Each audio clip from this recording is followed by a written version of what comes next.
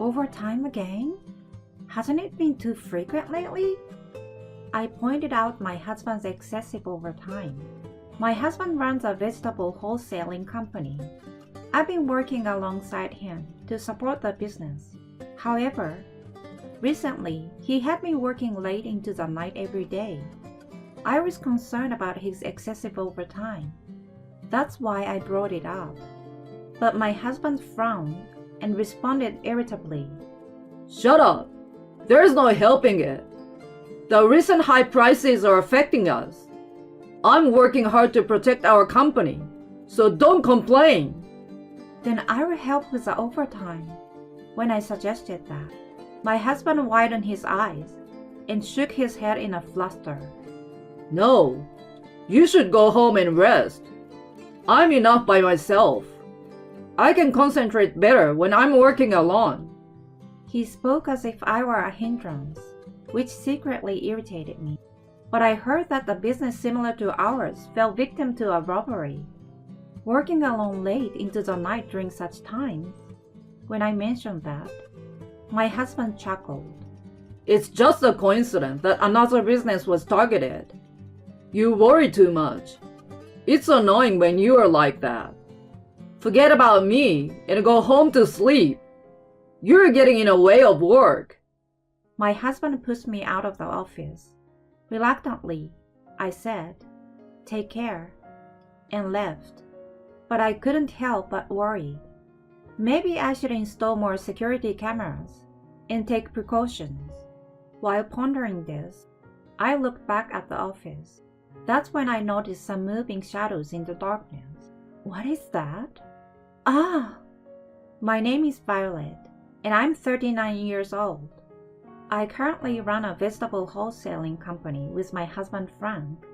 We had an arranged marriage, and our relationship has been relatively good.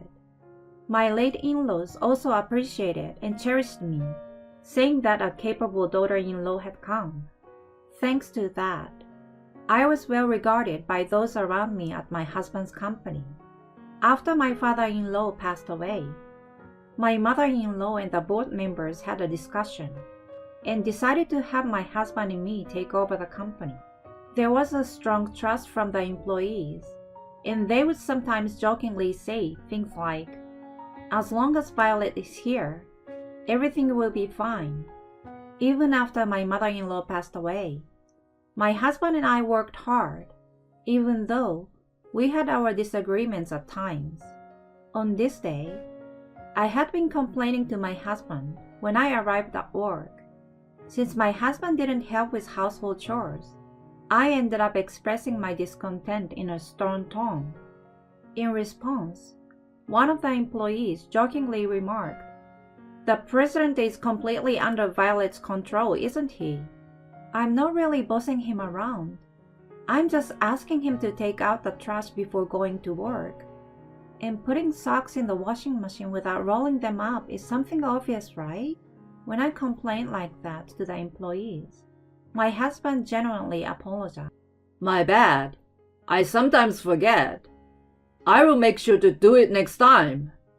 You always say that, but you never actually do it, right? I replied with a sigh. I often complain about household matters and such, and perhaps it's because of these frequent exchanges that I've intentionally earned the reputation of being a controlling wife. However, when it comes to actual work, I intend to be aware of my place.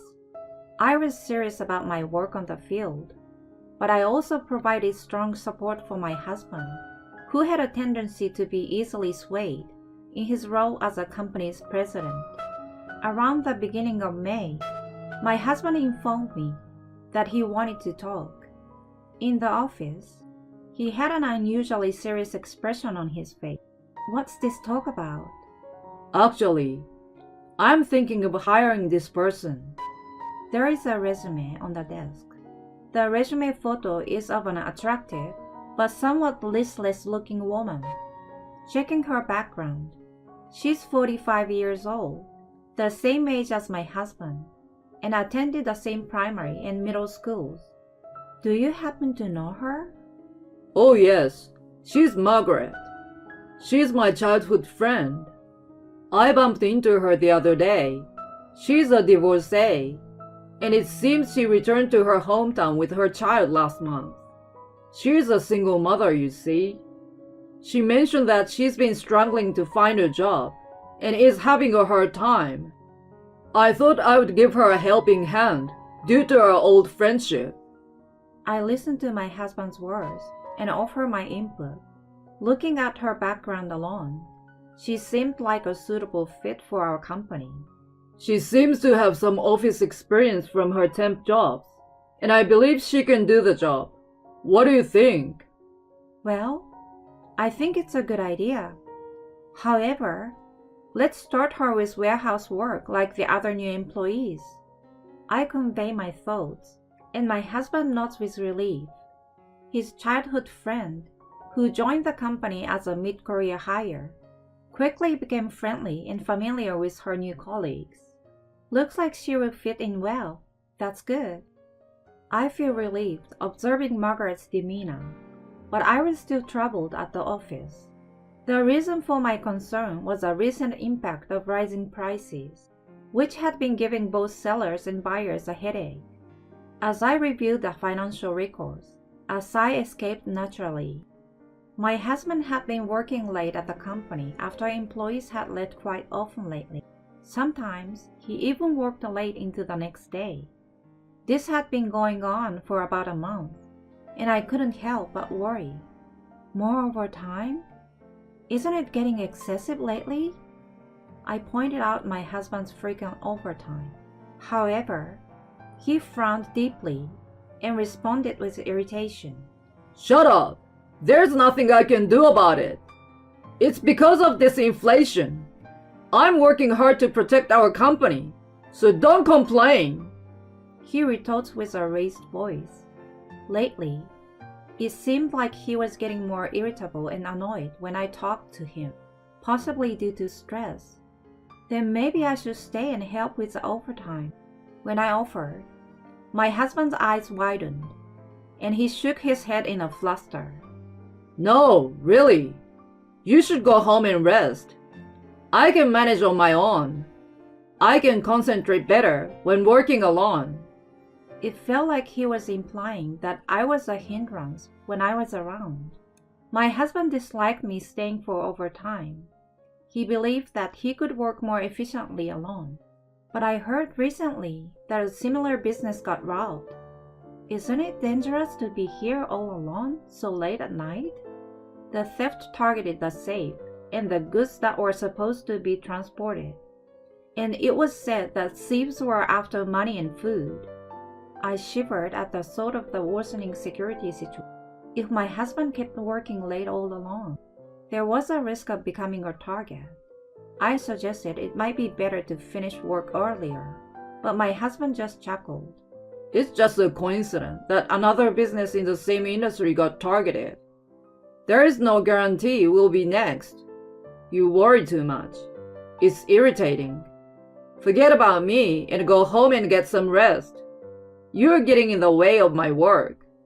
But You're being too persistent. Can you listen to the company president me?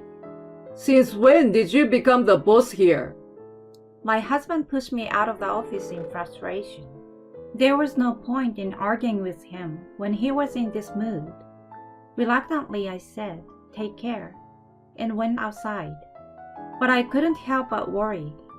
Our budget was tight under the current circumstances, but maybe we should consider increasing the number of security cameras. While thinking about that, I looked back at the office. That's when I noticed something moving in the darkness. I didn't think it was a gang of robbers. Ah!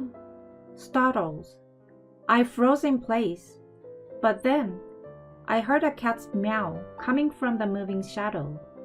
It was just a cat. It looked like a shadow of a person to me.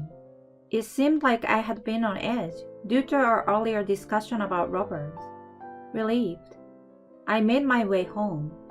The installation of the security cameras was scheduled when my husband was on a business trip. He would likely oppose it, so this was a convenient time. With the increased number of cameras, I felt a bit more at ease. A few days later, there was a personnel change for Margaret. My husband had mentioned that due to a shortage of staff, Margaret, who had office experience, would be transferred to an office position, and that decision had been officially made. I felt a bit uneasy about this sudden personnel change, but it was my husband's decision. I didn't plan to make a fuss about it. In reality, Margaret seems willing to take on overtime work, which my husband found helpful. It bothered me a little that my husband opposed me working overtime, but was fine with Margaret. Frank had mentioned that working with non-family members created a sense of professionalism and made it easier than working overtime as a couple. I tilted my head, observing my husband's behavior. On a certain day, for my husband's birthday, I was waiting at home with a few employees to surprise him. Hearing it was a surprise party, even people from the same industry like my Uncle Milton, who was my father-in-law's brother, and executives from our regular clients came over. We used to have surprise parties like this quite often in the past. Every time, my husband would be surprised, but also very happy. This month, with the efforts of all our employees, we finally started making a little profit. I thought it was a good time for a somewhat grand party. Today, I had confirmed that my husband didn't have too much work, but he still hadn't come back. I apologized for keeping everyone waiting. I told him to come back as early as possible today. Well, if he's busy, there's nothing we can do. He will be back soon. Despite what my uncle said, there was no sign of my husband returning. I called him several times, but he didn't answer. Is he taking too long? The robber hasn't been caught yet, and I'm starting to worry. A sense of unease crossed my mind. Concerned, I remembered that I could check the footage from the security cameras I had recently installed using my smartphone. When I did, what is this? I stood there pale, shocked, and my employees looked at my phone in surprise. On my smartphone, there was a video of my husband engaged in an affair in his office. Upon closer inspection, it appeared that his affair partner was none other than Margaret. What's going on here? Even Milton, who was known for being devoted to his wife, looked disgusted, as if he was watching something filthy. This must be some kind of mistake. In a rush to remain calm, I accidentally turned up the volume on my phone. The indecent sounds of my husband and his affair partner filled the room, and his infidelity was inadvertently exposed to the employees and important clients. Everyone stood there, their faces drained of color, at a loss for words. In this situation, there was no room for a surprise party. We decided to call it a night. The next morning, my husband came home late, and when I asked him what had happened, he casually replied, I was out with Milton, and we were drinking late, and he let me stay over. Oh, with Milton, you say? Well, Milton was at our house last night. Anger welled up inside me as my husband told that blatant lie. It seemed that he had been lying about working late for a while now. Frank wanted to get me out of the office as quickly as possible because he wanted to meet with Margaret. I was in the way. I can't forgive him. Just watch. I've had enough. I hired a private detective to investigate the affair, and I had my employees look into Margaret's behavior at work. It turned out that she had been slacking off, arriving late, and there were even reports of her engaging in romantic behavior with my husband when they thought nobody was watching. Apparently, they thought no one at the company had noticed. What's more, that mew I heard outside the office, which I thought was a cat, it turns out it wasn't a cat at all. Margaret was imitating a cat to cover up her secret meetings with my husband. An employee who was still at the scene witnessed it all. The employee who witnessed the affair couldn't bring themselves to speak to me, probably out of concern. Finally, I handed the detective agency's report to my husband when he returned from work. "What on earth is this? You were having an affair with Margaret, weren't you? You traitor! You're the worst!" What? Why the sudden outburst? At first, my husband seemed shaken with a pale face, but he started to become more defiant when he realized he couldn't escape. Well, if I've been caught, there's no helping it. Yeah, that's right. Margaret, who is prettier than you and easier to get along with, is more appealing. You make it sound like it was all my fault in the first place, but it was you yourself who caused me to cheat on you. I'm sick and tired of your constant nagging. He began shifting the blame for his affair onto me, saying that it was my fault due to my nagging. I couldn't help but be infuriated by that. "Don't blame others. The fact that you have a gullible personality is a root cause, isn't it?" Shut up! It's because of your nagging that I got sick of it. If you have a problem, I will divorce you right now. I will even fire you from the company. My husband became angry and threatened to divorce and fire me. Fine, understood. I had been prepared for such words and had already packed my belongings. With only the essentials, I left the house and moved to a hotel. A week later, I was awakened by a barrage of phone calls from my husband. I ignored the call, but it persisted, so I had no choice but to answer it. And my husband sounded impatient over the phone. Hey, what's going on here? All the employees have quit. Is this your doing? I haven't done anything. It's entirely the employees' decision. They can't follow you anymore. So I've already arranged jobs for them at Milton's company. My husband was left speechless by my words. It appears that the employees noticed Margaret, who was initially a friendly and hardworking person, undergo a drastic change in attitude since the time my husband started having an affair.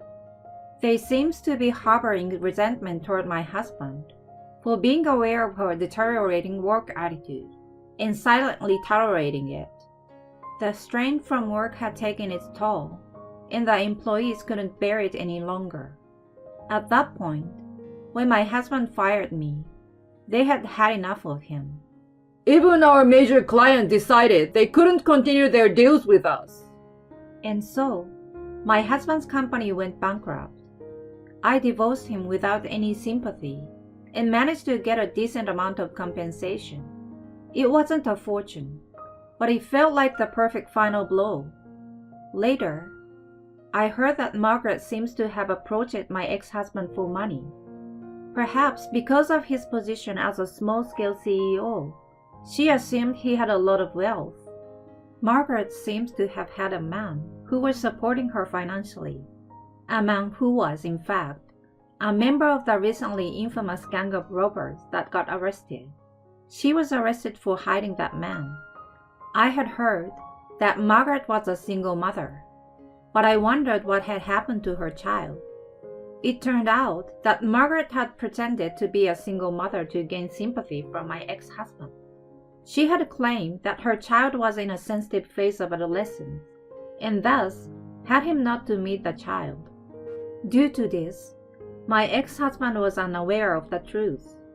In reality, Margaret's ex-husband had been raising the child, and Margaret and the child were estranged. Furthermore, my ex-husband had been burdened with Margaret's debts. Frank is really a gullible man. It appeared he had been coerced into taking on Margaret's debts, depleting his savings almost entirely. A while later, I heard a rumor from a former employee that they had seen what seems to be my ex-husband as a homeless person near the company's former location. After that, I was entrusted with a subsidiary of Milton's company and gradually improved its performance. The employees continued to work comfortably, almost as they used to. The somewhat unfunny tale of discovering a thief inside, while implementing external security measures, remains a topic of discussion to this day.